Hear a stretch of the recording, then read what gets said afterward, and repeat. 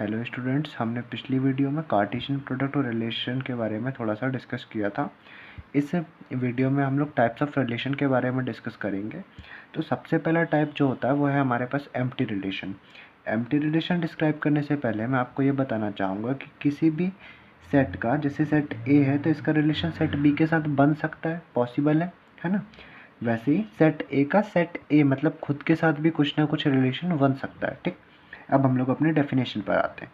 Empty set की definition क्या है? A relation R in a set A is called empty relation if no element of set A is related to any element of A. कहने का मतलब क्या है कि अगर सेट ए का सेट ए के साथ ही रिलेशन बनाए तो जो रिलेशन के अंदर क्या आते हैं, हमारे पास ऑर्डर्ड पेयर्स आते हैं। ऑर्डर्ड पेयर के दोनों एलिमेंट्स आपस में कभी भी क्या नहीं कर पा रहे हैं, रिलेट नहीं कर पा रहे। मतलब सेट ए का कोई एलिमेंट है, वो सेट ए के दूसरे एलिमेंट के साथ बिल्कुल भी रिलेट नहीं कर पाता, तो हमारे पास क्या होगा, रिलेशन के अंदर कोई एलिमेंट नहीं आएगा, है ना। कोई भी ऑर्डर्ड पेयर नहीं आएगा। मतलब जब कोई ऑर्डर्ड पेयर नहीं आएगा तो क्या होगा, वो खाली ब्लैंक, जिसको हम लोग फाई के साथ डिनोट करते हैं। और फाई तो सबसेट भी है कार्टेशियन प्रोडक्ट का, कोई दिक्कत नहीं है ना। तो फाई पॉसिबल तो है। अगर हमारे पास ऐसे रिलेशन के अंदर कुछ नहीं आ रहा, फाई हो रहा है, ब्लैंक हो रहा है, तो हम इसको क्या कहते हैं, एम्प्टी रिलेशन कहते हैं। फॉर एग्जाम्पल, जैसे कि अगर एक सेट है ए जिसके अंदर के एलिमेंट क्या है, 2, 3 और 5। अब यहाँ पर रिलेशन जो डिफाइन है वो एक्स कॉमा वाई, मतलब ऑर्डर्ड पेयर हमारे पास क्या होगा, एक्स कॉमा वाई होगा। जहाँ पर x की वैल्यू किस पर डिपेंड करिए, y पर। x इक्वल है वाई स्क्वायर के। x एंड y दोनों किस में से होने चाहिए, हमारे सेट a को बिलोंग करने चाहिए। तो अगर मैं y की वैल्यू को 2 अगर कंसीडर करता हूँ, तो 2 अगर y होगा तो 2 स्क्वायर मीन्स 4। x की वैल्यू क्या होनी चाहिए, 4 होनी चाहिए। 4 तो हमारे सेट को बिलोंग ही नहीं करता, मतलब पॉसिबल तो नहीं है 2 और 4 का वाला पेयर, है ना। अगर y की वैल्यू 2 और x की वैल्यू 4 पॉसिबल नहीं है हमारे पास। अगर मैं y की जगह 3 रखूँ तो 3 स्क्वायर क्या होगा, 9। मतलब और 9 भी हमारे सेट को बिलोंग नहीं करता। सेट को बिलोंग नहीं करता तो x की वैल्यू 3 और y की वैल्यू 9 पॉसिबल नहीं है ऑर्डर्ड पेयर बनना। ऐसी अगर y की वैल्यू को 5 रखें तो 5 स्क्वायर 25, जो कि पॉसिबल बिल्कुल भी नहीं है ना। तो यहाँ पर रिलेशन के अंदर कोई भी ऑर्डर्ड पेयर हमारे पास आ ही नहीं रहा है। जब आ ही नहीं रहा है तो क्या होगा, हमारे पास रिलेशन एम्प्टी रिलेशन होगा, मीन्स खाली होगा पूरे तरीके से, नल, है ना। चलिए, ऐसे ही अब हम सेकंड रिलेशन की तरफ आते हैं। सेकंड है हमारे पास यूनिवर्सल रिलेशन। यूनिवर्सल जो रिलेशन होता है वो क्या होता है, हमारे पास एम्प्टी रिलेशन का जस्ट अपोजिट होता है। एम्प्टी रिलेशन के अंदर हम पढ़ते हैं कि कोई भी एलिमेंट किसी दूसरे एलिमेंट के साथ रिलेट नहीं करता।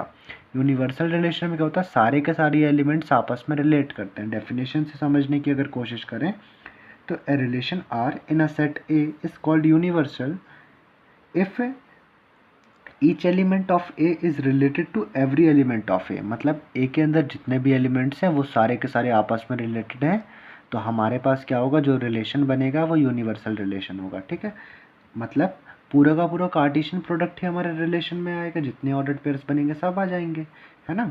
ठीक है, मेरे ख्याल से आपको ये दोनों समझ में आए होंगे। अब हम लोग कुछ और टाइप्स ऑफ रिलेशन के बारे में बात करते हैं, जिसमें से एक है हमारे पास रिफ्लेक्सिव रिलेशन, जिसकी कंडीशंस क्या है, if A comma A belongs to R for every A belongs to A. कहने का मतलब क्या है कि अगर हमारे रिलेशन के अंदर जो ऑर्डर्ड पेयर्स आते हैं उसके दोनों एलिमेंट्स एक जैसे हों, मतलब ए कॉमा ए, दोनों एलिमेंट्स कैसे होंगे, एक जैसे होंगे। इस तरीके का अगर कोई ऑर्डर्ड पेयर हमारे रिलेशन को बिलोंग करते हैं तो वो हमारा रिलेशन क्या कहलाता है, रिफ्लेक्सिव रिलेशन कहलाता है। ठीक है, फॉर एग्जाम्पल अगर जो 1 है वो बिलोंग करता है हमारे पास किसको, सेट ए को बिलोंग करता है, तब हमारे रिलेशन के अंदर क्या आना चाहिए, 1,1 भी अगर हमारे रिलेशन को बिलोंग करता है तब हम क्या कह सकते हैं, हमारा जो रिलेशन है वो रिफ्लेक्सिव रिलेशन होगा। ठीक है, चलिए अभी सिमेट्रिक रिलेशन की अगर बात करें, सिमेट्रिक रिलेशन क्या है, if A1, A2 belongs to R implies A2, A1 belongs to R for all A1, A2 belongs to R. कहने का मतलब क्या है, कहने का सिंपल सा मतलब इतना है कि अगर 1,2 हमारे रिलेशन आर को बिलोंग करता है, 1,2 मीन्स कोई भी दो एलिमेंट्स हो सकते हैं, मैंने फॉर एग्जांपल 1 और 2 यहाँ पर लिए हैं।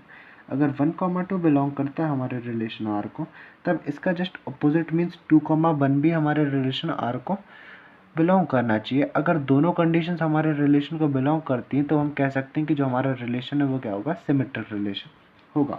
अगला जो टाइप है वो है ट्रांजिटिव का। ट्रांजिटिव के लिए 3 एलिमेंट्स की बात होती है, A1 A2 एंड A3, तीनों किस में से बिलोंग करेंगे, हमारे सेट ए को बिलोंग करते हैं।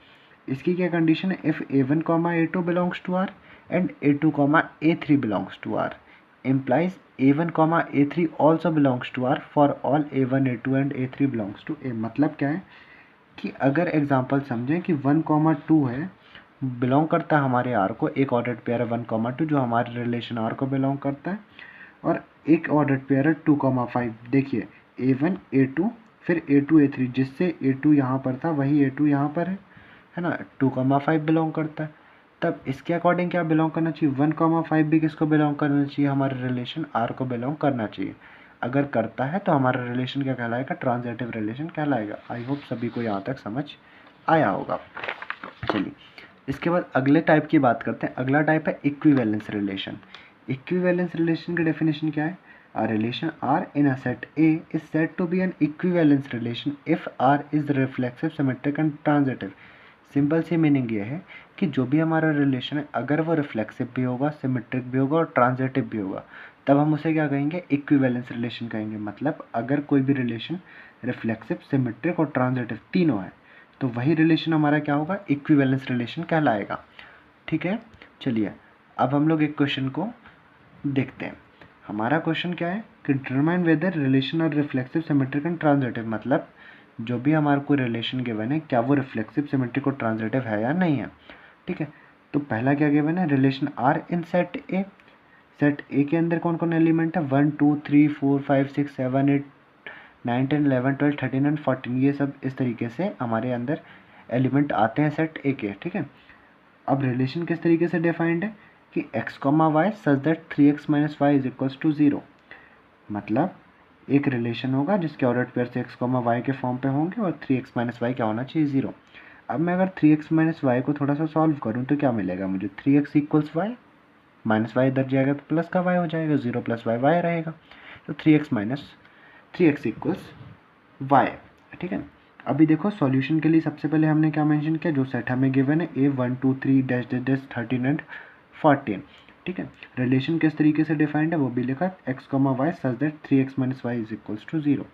अभी अगर मैं इधर पर ही देखता हूँ ताकि मैं अपने सेट बिल्डर फॉर्म पे जो रिलेशन लिखा है उसको रोस्टर फॉर्म पे बना सकूँ, तो इसके लिए मैं क्या करता हूँ, अगर मैं यहाँ पर x की वैल्यू 1 पुट करता हूँ क्योंकि 1 बिलोंग करता है हमारे सेट ए को, 1 रखता हूँ, तब y की वैल्यू मुझे क्या मिलेगी, 3।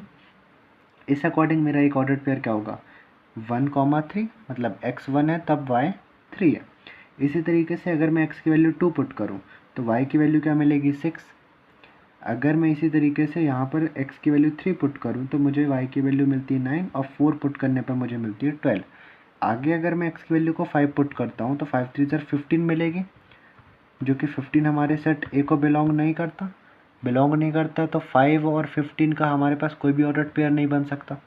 तो हमारे जो भी रिलेशन है, हमारा रिलेशन के अंदर सिर्फ ये 4 ऑर्डर्ड पेयर्स ही आ सकते हैं। ठीक है, अभी हमें चेक करना रिफ्लेक्सिव, सिमेट्रिक और ट्रांजिटिव तीनों।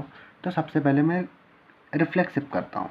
देखिए रिफ्लेक्सिव के लिए क्या होना चाहिए कि एक एलिमेंट का खुद के साथ रिलेशन होना चाहिए, है ना, एक एलिमेंट जो है वो खुद से रिलेट करना चाहिए, मतलब ऑर्डर्ड पेयर के दोनों एलिमेंट एक जैसे होने चाहिए। यहाँ देखिए देखते हैं 1 1 2 2 3 3 4 4 सो ऑन एंड 14 14, इनमें से कोई भी बिलोंग नहीं करता है रिलेशन आर को। देखिए किया किसी ने बिलोंग किया, नहीं, कोई भी ऐसा बिलोंग नहीं करता जहाँ पर दोनों एलिमेंट एक जैसे हों, तब हम क्या कह सकते हैं कि आर हमारा रिफ्लेक्सिव नहीं होगा। ठीक है, ऐसी अब सिमेट्रिक को चेक करें तो यहाँ पर 1 3 अगर हमारे पास, हमने रिफ्लेक्सिव के लिए क्या पढ़ा था कि if A1 A2 belongs to R then A2 A1 also belongs to are.